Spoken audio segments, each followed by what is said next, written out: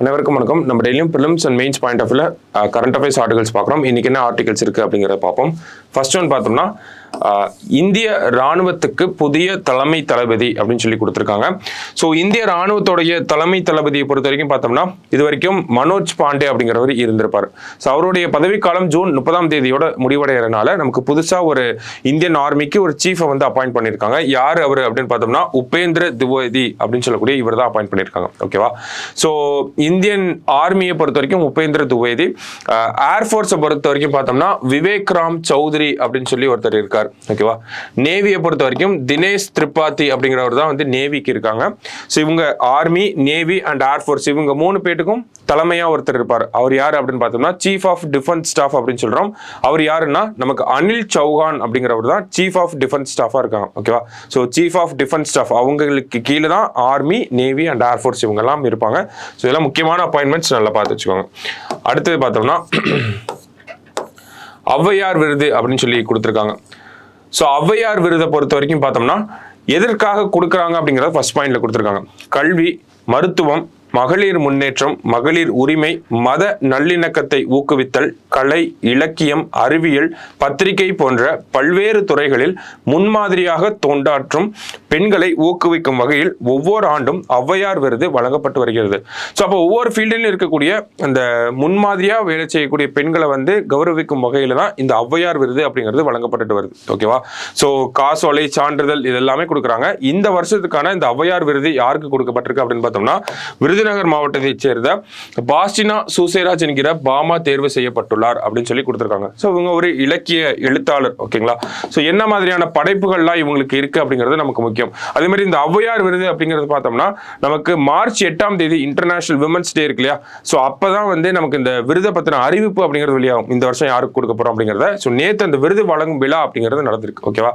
So அவங்களுடைய படைப்புகளை பார்க்குறப்ப கருக்கு, சங்கதி, வன்மம், மனுஷி போன்ற நாவல்களும், குசும்புக்காரன், கொண்டாட்டம், ஒரு தாத்தாவும் எருமையும் போன்ற சிறுகதை தொகுப்புகளும் குறிப்பிடத்தக்கவை அப்படின்னு சொல்லியிருக்காங்க. ஸோ இந்த மாதிரியான படைப்புகள் எல்லாம் கொடுத்துட்டு, ஸோ இதுல 2 படைப்புகளை கொடுத்துட்டு இது யாரு எழுதுனாங்க அப்படிங்கிறதெல்லாம் கூட நமக்கு கேட்கலாம். ஓகேவா? ஏன்னா சமீபத்தில் அவார்டு வாங்கியிருக்காங்க இல்லையா? ஸோ அதனால நல்லா நோட் பண்ணி வச்சுக்கோங்க. சிறந்த படைப்புகள், இவங்களுடைய சிறந்த படைப்புகள் அப்படின்னு சொல்லி நமக்கு கொடுத்துருக்காங்க. அடுத்தது குழந்தை தொழிலாளர்களின் குமுறல் அப்படின்னு சொல்லி கொடுத்துருக்காங்க. ஸோ ஜூன் 12 பொறுத்த வரைக்கும் பார்த்தோம்னா நமக்கு world day against child labour அப்படின்னு சொல்றோம். ஓகேங்களா? குழந்தை தொழிலாளர்களுக்கு எதிரான தினமாக ஜூன் 12 வந்து அனுசரிக்கப்படுகிறது. ஸோ அந்த வகையில் குழந்தை தொழிலாளர்கள் பற்றின சில விஷயங்களை நமக்கு கொடுத்துருக்காங்க. யுனிசெஃப் அறிக்கையின்படி உலகம் முழுவதும் 5 முதல் 14 வயதுக்குட்பட்ட 15.8 கோடி சிறுவர் சிறுமிகள் வீட்டு வேலை தவிர பிற வேலைகளில் ஈடுபடுத்தப்படுகின்றனர் அப்படிங்கிற ஒரு டேட்டா பாயிண்ட் நமக்கு கொடுத்துருக்காங்க. சோ சைல்டு லேபரோட இன்டென்சிட்டி வேர்ல்டு லெவல்ல எப்படி இருக்கு அப்படிங்கறத நம்ம புரிஞ்சுக்கிறோம். இந்தியாவிலையும் பார்த்தோம்னா சைல்டு லேபர் அப்படிங்கிறது ஒரு நார்மலைஸ்டான விஷயமா தான் இப்பவும் இருக்கு அப்படிங்கறத நம்ம மறுக்க முடியாது. சோ அந்த வகையில தான் ஜூன் 12 வந்து நம்ம அந்த குழந்தை தொழிலாளர்களுக்கு எதிர்ப்பாக ஒரு நாளை அனுசரிக்கணும் அப்படிங்கிறதுக்காக தான் ஜூன் 12 அப்படிங்கறத world day against child labour அப்படின்னு சொல்லி வச்சிருக்காங்க. So world day against child labour இன்னைக்கு தான். சோ இதற்கு எதிராக குழந்தை தொழிலாளர்கள் அப்படிங்கிற அந்த ஒரு விஷயத்தை தடுக்கிறதுக்காக இந்திய அரசாங்கம் என்னெல்லாம் பண்ணியிருக்காங்க அப்படிங்கிறதா இந்த ஆர்டிக்கல்ல கொடுத்திருப்பாங்க. ஸோ என்னெல்லாம் பண்ணியிருக்காங்க அப்படின்னு பார்த்தோம்னா நிறைய சட்டங்கள் போட்டிருக்கோம், கொள்கைகள் வகுத்து வச்சிருக்கோம், குழந்தைகளுக்கான ஆணையங்கள்லாம் இருக்கு. ஸோ இதெல்லாம் தான் இந்த ஆர்டிக்கல்ல கொடுத்திருக்காங்க. ஓகேவா? குழந்தை தொழிலாளர் தடை செய்தல் மற்றும் ஒழுங்குபடுத்துதல் சட்டம், child labour prohibition and regulation act 1986 அப்படின்னு சொல்றோம். ஸோ இதன்படி பார்க்குறப்ப 14 வயதுக்கு உட்பட்டவர்களை என்னன்னு சொல்றாங்க? குழந்தைகள் அப்படின்னு சொல்லி சொல்றாங்க. ஓகேவா? ஸோ 14 to 18 நம்ம அடலசன்ஸ் அப்படின்னு சொல்றோம். 14 இயர்ஸ் ஆஃப் ஏஜ் வரைக்கும் இருக்கவங்க நம்ம என்ன சொல்றோம்னா குழந்தைகள் அப்படின்னு சொல்லி சொல்றோம். சோ இந்த சட்டத்தினுடைய பிரிவு 3 படி பார்க்கறப்ப ஒரு 13 வகையான தொழில்கள் மற்றும் 57 வகையான தொழில் நடைமுறைகள் எல்லாம் குழந்தைகளை வந்து ஈடுபடுத்தக்கூடாது அப்படின்னு சொல்லி ரெகுலேட் பண்ணிருப்பாங்க. ஓகேவா? இந்த மாதிரியான தொழில்கள்ல குழந்தைகளை வந்து வேலை அமர்த்தக்கூடாது அப்படின்னு சொல்லி நிறைய ரெகுலேஷன்ஸ் அப்படிங்கிறது இருந்திருக்கும். ஸோ 14 to 18 இருக்காங்க இல்லையா? ஸோ அவங்களுக்கும் ரெகுலேஷன்ஸ் அப்படிங்கிறது இருக்கும். ஓகேவா? ஸோ 1987 ஆண்டு தேசிய குழந்தை தொழிலாளர் கொள்கை அறிவிக்கப்பட்டது. So national child labour policy அப்படிங்கிறது 1987 வந்து நம்ம கொண்டு வரோம். இதன்படி தீமைகளை ஏற்படுத்தும் தொழில்களில் குழந்தைகளை ஈடுபடுத்தாமல் ஈடுபடுத்தப்படாமல் காப்பதற்கு தேவையான அரசியல் சட்டப்பிரிவுகள் மற்றும் சட்டப்பிரிவுகள் இடம்பெற்றுள்ளன. ஸோ நேஷனல் சைல்டு லேபர் பாலிசிக்கு கீழே நிறைய சட்டப்பிரிவுகளை வந்து கொடுத்துருந்துருப்பாங்க. ஓகேவா? ஸோ நமக்கு கான்ஸ்டியூஷன் வைஸ் பார்க்குறப்பயே நிறைய ப்ரொவிஷன்ஸ் இருக்கு. அதே மாதிரி லா வைஸ் பார்க்குறப்ப நிறைய செக்ஷன்ஸ் வந்து இருக்கு இந்த சைல்டு லேபர் அப்படிங்கிறத ப்ராஹிபிட் பண்ணணும் அப்படிங்கிறதுக்காக. ஸோ அதற்கு அப்புறம் மறுபடியும் ஒரு 20 வருஷம் கழிச்சு என்ன பண்ணியிருப்பாங்க அப்படின்னு பார்த்தோம்னா 2016 இந்த 1986 போடப்பட்ட அந்த சட்டத்தை வந்து திருத்தியிருப்பாங்க. ஸோ அதை தான் நம்ம இந்த இடத்துல கொடுத்துருக்கோம். குழந்தை தொழிலாளர் தடை மற்றும் ஒழுங்குமுறை திருத்த சட்டம் 2016 ஜனவரி 1, 2016 அப்போ நமக்கு இயற்றப்பட்டிருக்கும். அதன்படி பார்க்கறப்ப இந்த 14 to 18 வயசு அடலசன்ஸ்லாம் இருக்காங்க இல்லையா, அவங்களெல்லாம் வந்து நமக்கு இப்போ வீட்டில் ஒரு மளிகை கடை வச்சிருக்கோம் அப்படின்னா அதில் போய் வேலை செஞ்சுக்கலாம். அதுக்கு வந்து ஒரு தடையும் இல்லை. ஆனால் ஹசார்டஸா இருக்கும் இல்லையா, ஆபத்தான வேலையில வந்து இந்த 14 வயசுலேருந்து 18 வயசுல இருக்கவங்களை ஈடுபடுத்தக்கூடாது. இந்த மாதிரியான ரெகுலேஷன்ஸ்லாம் வந்து நமக்கு கொண்டு வந்திருப்பாங்க. ஓகேவா? இந்த ஆபத்தான வேலைகளில் பணியமர்த்தக்கூடாது அப்படிங்கிறதுக்காக. ஸோ நமக்கு மெயின்ஸ் பாயிண்ட் ஆஃப் வியூல தான் இந்த கொஸ்டின் நம்ம அப்ரோச் பண்ணணும். எப்படி எழுதலாம் அப்படின்னு பார்த்தோம்னா, சைல்டு லேபர் அதை தடுக்கிறதுக்காக இந்திய அரசாங்கமும் தமிழக அரசாங்கம்லாம் என்ன பண்ணியிருக்காங்க அப்படிங்கிற ஒரு கொஸ்டின் நமக்கு கேட்கலாம். ஓகேவா? அந்த வகையில் இந்த மாதிரி சட்டங்களை எல்லாம் நம்ம கோட் பண்ணி எழுதுற மாதிரி இருக்கும். எக்ஸாம்பிளுக்கு சைல்டு லேபர் அப்படிங்கிற ஒரு கொஸ்டின் வருதுன்னா ஃபர்ஸ்ட் சைல்டு லேபருக்கான டெஃபினிஷன் எழுதணும். ஓகேவா?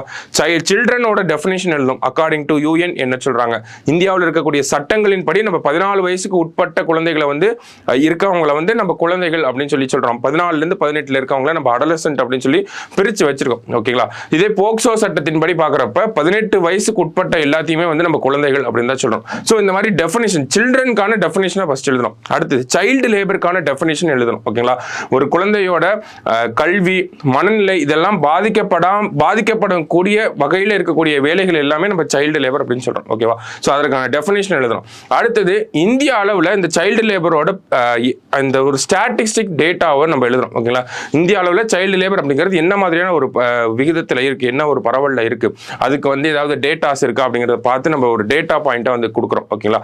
ஸோ அதெல்லாம் கொடுத்ததுக்கு அப்புறமா சைல்டு லேபருக்கான காரணங்கள் என்ன அப்படிங்கிறது எழுதணும். ஓகேவா? என்ன மாதிரியான காசஸ் இருக்கு, நம்ம பாவர்ட்டியை சொல்லலாம், ஒரு பிலோ பாவர்ட்டி லைன்ல இருக்கக்கூடிய குடும்பங்களுக்கு வேற வழி இல்லாம தான் குழந்தைகளை வந்து கல்வி வேலைக்கு அனுப்புறாங்க அப்படிங்கிறத சொல்லலாம். பாவர்ட்டி, அங்க இருக்கக்கூடிய சொசைட்டி ரீசன்ஸ், இந்த மாதிரி கல்வி கற்கிறதுக்கான தேவையான அளவு பணம் இல்லாமல் இருக்கிறது, ஸோ டிராப் அவுட் ரேட், இந்த மாதிரி பல விஷயங்களை வந்து நம்ம காசஸா எழுதலாம். ஸோ என்ன மாதிரியான காரணங்கள் இருக்கு சைல்டு லேபர் வரதுக்கு. அதற்கப்புறமா இந்த மாதிரியான சைல்டு லேபர் போன்ற விஷயங்களை தடுக்கிறதுக்காக அரசியல் அமைப்புல ஏதாவது சொல்லப்பட்டிருக்கா அப்படின்னு பாக்குறப்ப நமக்கு நிறைய விஷயங்கள் இருக்கு. கல்விக்காக நிறைய விஷயங்கள் சொல்லியிருக்கோம். ஆர்டிகல் 21A இருக்கு, ஆர்டிகல் 45 இருக்கு, ஆர்டிகல் 51A கேன்னு சொல்லி 86th அமெண்ட்மெண்ட் ஆக்ட் 2002 கூட ஒரு விஷயத்தை வந்து கொண்டு வந்திருப்பாங்க. கல்வியை கொடுக்கிறது ஒரு அடிப்படை கடமை அப்படின்னு கூட சொல்லியிருப்பாங்க. அப்ப கல்விக்காக அரசியலமைப்பில் இவ்வளவு விஷயங்கள் சொல்லப்பட்டிருக்கு அப்படிங்கறது நம்ம கொடுக்கலாம். அதுக்கு அடுத்ததா பார்த்தோம்னா சட்டப்பூர்வமா என்னெல்லாம் இருக்கு அப்படின்னு பார்த்தோம்னா நமக்கு இந்த நேஷனல் சைல்டு லேபர் ஆக்ட் அப்படிங்கிறது இருக்கு 1986ல, அதை 2016ல வந்து நம்ம அமெண்ட் பண்ணியிருக்கோம். அதே மாதிரி national child labour policy, child labour தடுக்கணும் அப்படிங்கிறதுக்காக 1987ல பாலிசி போட்டிருக்கோம். இந்த மாதிரியான விஷயங்கள் அதுல என்னெல்லாம் சொல்லப்பட்டிருக்கு, குழந்தைகளுக்கான டெஃபினிஷன் கொடுக்குறாங்க. இந்த மாதிரியான வேலைகளில் வந்து ஈடுபடக்கூடாது, 14 to 18 இருக்கவங்க ஹசார்டஸ் ஜாபுக்கெல்லாம் போகக்கூடாது, இந்த மாதிரியான விஷயங்கள்லாம் நமக்கு கொடுத்துருக்காங்கன்ற சொல்லலாம். வேற என்ன சொல்லலாம், குழந்தைகளை பாதுகாக்கிறதுக்காக protection of child rights act அப்படிங்கிறது இருக்கு. ஓகேங்களா? Protection of child rights act 2005 2005ல வந்து வந்திருக்கும்.